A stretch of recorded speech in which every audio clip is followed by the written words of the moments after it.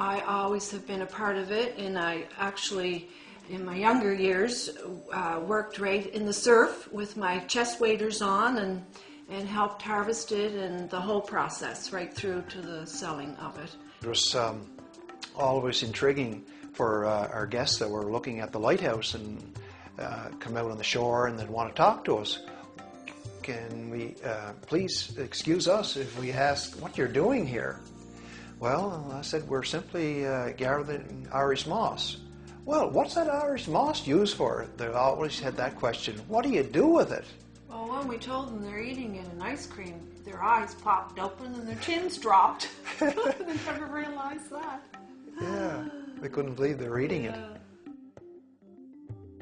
Hi, I'm Gilbert Gillis, and this is my wife, Goldie.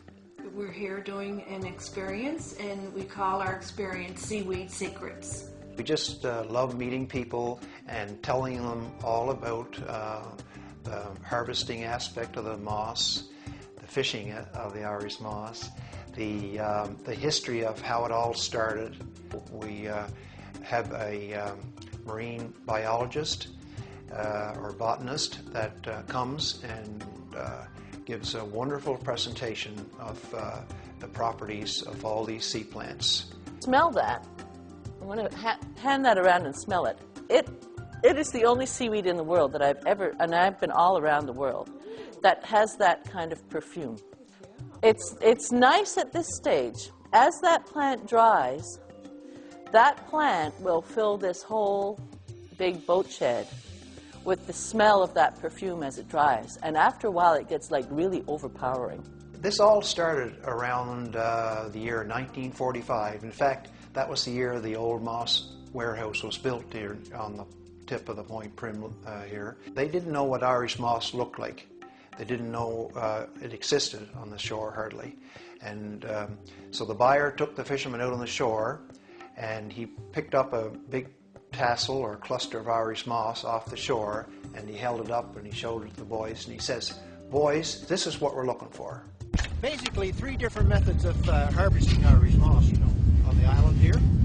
There's this way with the scoop and the fork and the whisk broom, and then there's by the horses. The horses tow a much larger net behind them, and they go out in the surf with the horses and pull it in. And then the third method is by raking metal rakes behind fishing boats. Carrageenan is what they're looking for.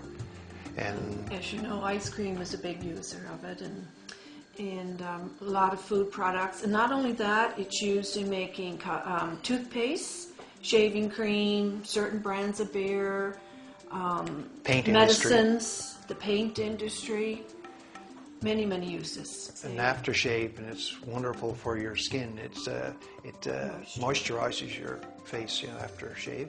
I'm convinced that there's something very special and medicinal about this particular plant. But Goldie has gone a step further. And made a crumb crust and serve it as a pie. Yeah. You can do it as a pie, or you can do it as in a mold.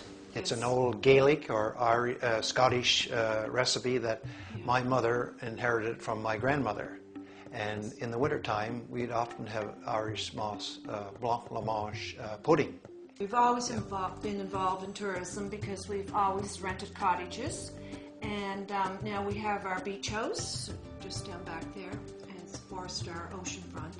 One couple was from New Mexico. And the lady with that couple, she was so enthusiastic, she was taking notes. And she told the ladies behind the counter there at the Visitor Information Center that this was her best experience ever. The best thing she's ever done on PEI. Yeah. Well, that was a good feedback pat on the back. Yeah.